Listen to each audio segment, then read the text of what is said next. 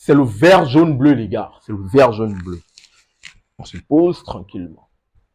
Nul ne passe par le 9 sans passer par le 3. Salut les gars, salut les amis. J'espère que vous allez bien. Belle victoire pour l'ouverture de ces éliminatoires de la Coupe du Monde. Le Gabon s'est déplacé du côté de Seychelles. Le Gabon s'impose 4 buts à 0. C'est bon, là, regarde, petit. On va célébrer la victoire. Donc, le Gabon s'impose 4 buts à 0 grâce à un triplé de la part de Denis Bouanga sur le front de l'attaque.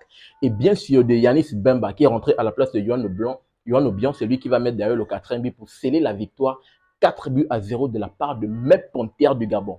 Hier, j'ai fait une vidéo, j'ai adressé un message à mes Panthères du Gabon parce que je le disais, avant de passer par le 9, il fallait d'abord passer par le 3. Il fallait d'abord consolider la victoire face à cette équipe des Seychelles parce qu'au match aller, ils sont venus chez nous, on leur a tapé 3 buts à 0. Donc, au score cumulé, en comptant match aller, match retour, on tape cette équipe séchelloise 7 buts à 0 et on met déjà la pression à la Côte d'Ivoire qui doit recevoir à Abidjan le Burundi. Actuellement, nous sommes les premiers provisoires. On va revenir au courant de la vidéo. Par rapport au classement provisoire de la part des Panthères, et bien sûr, la Côte d'Ivoire est notre dauphin. Mais avant cela, j'aimerais d'abord parler du 11 de départ de notre coach national, Thierry Moyoma, Pep Moyoma, parce qu'il est venu avec un 11 de départ que j'ai trouvé très pertinent. Pourquoi? Parce qu'à l'intérieur, il y avait certains joueurs que j'ai trouvés exceptionnels. Déjà, on avait pu voir certains de ces joueurs pendant la trêve internationale du mois de juin. Parce que dans cette trêve internationale, lorsque j'avais fait ma vidéo pour parler de leçons à en tirer, qu'est-ce que je disais? Je disais que la jeunesse avait pris le pouvoir et on a pu voir dans ce match, on a vu un 11 de départ très rajeuni avec des joueurs. On va commencer d'abord par le petit défenseur qui joue du côté de Manga Sport, Nick Onfia. Il n'a que 24 ans. C'est un très bon petit avec sa doublette, avec la doublette au niveau de Ekole Manga. Il forme une doublette défensive incroyable. Pourquoi? Quand j'avais également parlé de ma vidéo, ma dernière vidéo, qu'est-ce que je disais? Et que le manga, actuellement, il est sur la fin. Il a l'expérience, mais lorsqu'il est un attaquant qui va très vite, il n'a plus la possibilité d'aller plus vite. Il ne peut que jouer de son expérience pour pouvoir contrecarrer. Donc, pour avoir un joueur qui joue à ses côtés, il faut forcément associer la jeunesse, un joueur qui va très vite. Et qu'est-ce que j'ai pu voir avec le petit Nick Onfia? Il est très pertinent. Oui, l'attaque de Seychelles n'a pas répondu présente. Ils n'ont pas eu des joueurs qui ont causé beaucoup de problèmes. Loïs Bemba, le joueur de Stade d'Adjamé, il s'est reposé. C'était tranquille, il faisait des relances. Il n'a pas vraiment eu des occasions à se mettre sous la dent. Mais vraiment, il faut quand même saluer la relance de la part de Nick Onfia. L'anticipation, ce petit Nick Onfia de 24 ans, le joueur de Manga Sport, il est exceptionnel. Je vais également parler d'un autre joueur que j'ai trouvé très bon au milieu de terrain. Vraiment, c'est un maestro. Il me fait penser à Fabien Ruiz du côté de cette équipe parisienne. Donc ça, 14, il s'appelle Eric Baboué. Eric Baboué, vraiment ce petit, il n'a que 26 ans. 26 ans, il est exceptionnel. Tant sa qualité technique, tu le vois même quand il touche le ballon. La qualité technique, il a la capacité de bien se retourner, à bien distiller les ballons, même aux abords de la surface, les frappes qu'il met, vraiment dans sa gestuelle, petite technique qu'il a, vraiment, il me fait penser à Fabien Ruiz. Et je trouve qu'il a formé une bonne triplette dans le milieu de terrain avec Gaylor Konga, avec Ibrahim. Donc, avant d'arriver aux deux, on va d'abord parler de nos ailiers. On va nos latéraux. On va parler de Yohan Obiang, qu'on connaît très bien. Il a fait un bon match, un match assez tranquille. Mais de l'autre côté, parlons également de la performance de la part de Jérémy Oyono. Vraiment, il a répondu présent. Il était auteur d'une passe décisive et même dans sa doublette, il faut dire que le flanc droit a répondu présent aujourd'hui. Jérémy Oyono et Teddy Averland, vraiment, le flanc droit, les deux premiers buts d'ailleurs qu'on a marqués, tous les buts sont arrivés du flanc droit. Vraiment, ce flanc droit a montré des choses intéressantes. Vraiment, je tiens quand même à les saluer. Maintenant, revenons à Gaylor Konga et Ibrahim Dong. Dans ma vidéo où je parlais de la liste de Thierry Moyoma, j'avais des interrogations autour de ces deux. Commençons d'abord par Konga Gaylor. Pourquoi? Parce que Konga Gaylor, on savait déjà bien dans ma vidéo Mercato, qu'est-ce que j'avais dit? Mercato des joueurs gabonais, bien sûr. Qu'est-ce que j'avais dit? Konga Gaylor était en partance de l'Étoile Rouge de Belgrade. Donc jusqu'à présent, je ne savais pas dans quel club il était en train de s'engager. Et bien évidemment, j'ai pu checker, j'ai pu voir qu'il joue du côté de la Turquie. Et jusqu'à présent, il a même fait une pré-saison. Il a 4 matchs en son compteur en inscrivant un but. Donc, avec la pré-saison, je pense que même dans le match que Konga Gaylor a pu faire, il a répondu présent, il a le coffre. Et je tiens quand même à saluer sa belle performance. Il est senti à la deuxième période. Il va quand même être un joueur majeur dans le match face à la Côte d'Ivoire. Parlons maintenant de Ibrahim. Donc, ça faisait longtemps qu'il avait revêtu le maillot du vert, jaune, bleu de notre équipe gabonaise. Ibrahim, donc, bien sûr, qui joue dans un club iranien, lui également réalise un début de saison avec, il a 3 matchs à son compteur, 3 titularisations.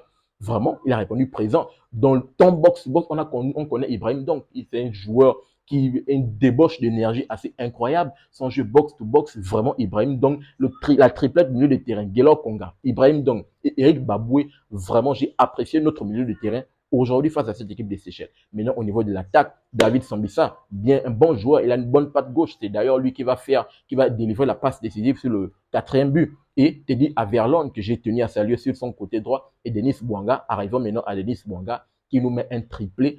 Incroyable performance de la part de Denis Bouanga. C'est lui qui ouvre le score au bout de la 4e minute sur une belle combinaison sur le côté droit entre Jérémy Oyono et Teddy Averlon. Teddy Averlon qui va, Jérémy Oyono qui donne d'abord la passe à Averlon. Averlon qui va voir au premier poteau Denis Bouanga qui lui adresse un bon sort de Denis Bouanga à la conclusion pour faire 1-0. On rentre déjà dans la partie très tôt. Il fallait marquer très tôt dans le match pour donner la température, bien évidemment, pour avoir des ambitions de faire mal à cette équipe séchelaise. Et c'est au bout de la 35e minute, bien sûr, que Denis Bouanga va inscrire un doublé. Encore sur ce même côté droit. Et là, c'est une combinaison avec Sambisa qui va s'excentrer, qui va quitter son côté droit pour arriver du côté gauche, qui va faire une passe avec Jérémy Oyono. Encore c'est une belle combinaison puisque on sait que les deux ailiers avaient tendance à permuter Sambisa et Averlon. Donc Sambisa qui se retrouve sur le côté droit qui va remettre à Jérémy Oyono qui s'est bien projeté. C'est Jérémy Oyono dans la surface qui va encore voir Bouanga. Tapping, tranquille, 2-0, 35e minute, KO. Au bout de la première période, vraiment, on a mis le KO. On s'est donné de l'air. Et avant de rentrer dans les vestiaires, c'est encore Bouanga qui va mettre ce 3e but. Et là, le but maintenant est arrivé dans le cœur du jeu. C'est une belle passe de la part de Kanga Guelor. Et Denis Bouanga va mettre ce 3e but. Incroyable. La performance de la part de mes Panthères aujourd'hui vraiment est à saluer. Et c'est juste incroyable. Et bien sûr, ils avaient déjà mené la première période de 3-0. Donc forcément, en deuxième période, ils ont baissé le pied sur l'accélérateur. Forcément, c'est de façon compréhensible. Mais en baissant le pied sur l'accélérateur, quand même, les circuits de passe étaient intéressants. Et c'est de là maintenant va arriver le coaching de notre Pep Mouyouma, notre coach national. Pep Mouyouma, il va faire entrer Yanis Bemba qui est rentré à la place de Jérémy Oyono. Il va faire entrer André Biogo Poko qui est rentré à la place d'Eric Baboué, que j'ai dit notre Fabien Ruiz national. Il va faire entrer les deux petits qui ont été prépondérants dans les matchs préparatoires au mois de juin. Brian Meul, le petit qui joue du côté de la division inférieure de Lyon, et le petit Noël Lemina, que le petit frère de Mario Lemina. Ces deux petits avaient la fougue dans les pieds. Ces deux petits, lorsqu'ils sont entrés, vraiment, ils avaient les intentions de mettre les buts. Ils ont mis l'intensité, le petit Lemina dans le milieu de terrain, le petit Meillot sur le front de l'attaque. Ces petits avaient la fougue, ces petits voulaient vraiment montrer des choses intéressantes. J'ai vraiment salué, d'où je disais que la jeunesse doit prendre le pouvoir dans cette équipe. La jeunesse doit prendre le pouvoir. Pourquoi? Même hier, dans ma vidéo où je parlais, j'adressais mon message à mes Panthères du Gabon, qu'est-ce que je disais? On a des cadres là. Pierre-Emile Aubameyang, André Biogo Kopoko, Ibrahim Dong, Guelor Kanga, Mario Lemina. On a nos cadres, nos aînés qui doivent pousser ces jeunes. Pourquoi? Parce que ces aînés sont vers la sortie. Donc, s'ils veulent être la génération qui permet à notre équipe nationale historiquement de se qualifier au mondial, ils doivent répondre présent. On attend ces gars-là pour la finale face à la Côte d'Ivoire le 9. Mais comme je l'ai rappelé sur le dictant, avant de passer par le 9, il fallait d'abord passer par le 3. Et bien sûr, cette équipe gabonaise s'impose 4-0. Le 4e but va arriver bien sûr sur un corner, je l'ai rappelé, de Sambisa, sur une belle tête de la part. D'abord, c'est, on va dire, un cafouillage de la surface entre Apinago qui va rentrer à la place de Koulemanga. Et puis Bemba, et c'est bien sûr Bemba qui va mettre ce 4e but pour sceller la victoire 4-0 de la part des Panthères du Gabon. Tout de suite, lorsqu'on essaie de checker au niveau du classement, on peut voir que le Gabon prend de façon provisoire la première place de ce groupe F avec un bilan de 18 points. La Côte d'Ivoire qui est notre dauphin avec 16 points de façon provisoire. Et au niveau du goal average, on a un goal average de plus 10, la Côte d'Ivoire un goal average de plus 4, mais on est la meilleure attaque. On a marqué 16 buts, on en a encaissé 6, d'où bien sûr plus 10. Et la Côte d'Ivoire jusqu'à présent n'a pas encore encaissé le but. On espère que le verrou va se déverrouiller au stade de la rénovation de France-et-Ville le 9 septembre 2025. Dans ce choc très attendu entre le Gabon et la Côte d'Ivoire, on verra ce que ça va donner. J'aimerais vous entendre dans les commentaires par rapport à la belle performance de la part de nos Panthères du Gabon. Qu'avez-vous trouvé? Bien sûr, des jeunes petits, comme je l'ai rappelé, Eric Baboué ou bien Mick Onfia. On peut également parler de David Sambisa et Averlon. Qu'avez-vous trouvé de ces jeunes petits-là qui ont quand même répondu prépondérant dans ce match et également d'autres joueurs également comme Brian Meyo, Noah Lemina. Qu'avez-vous trouvé de la performance de ces petits dans ce match? Et on peut également se projeter dans le prochain match. Bien sûr, je tiens quand même à rappeler que il y aura une prochaine vidéo avant match qui va arriver. On va d'abord attendre la victoire du match entre la Côte d'Ivoire et le Burundi. Je pense que pour ma part, vu que la Côte d'Ivoire joue à la maison, nul à part s'il y a un petit faux pas des Ivoiriens, je pense qu'ils sont censés s'imposer. Donc, on va voir la performance de la part des Ivoiriens. On va la comparer avec le Gabon. On va voir les forces en présence dans ma vidéo avant match, les forces en présence. Qu'est-ce que ça va donner, bien évidemment. Et je vais donner mon pronostic par rapport au match entre le Gabon et la Côte d'Ivoire. On verra ce que ça va donner.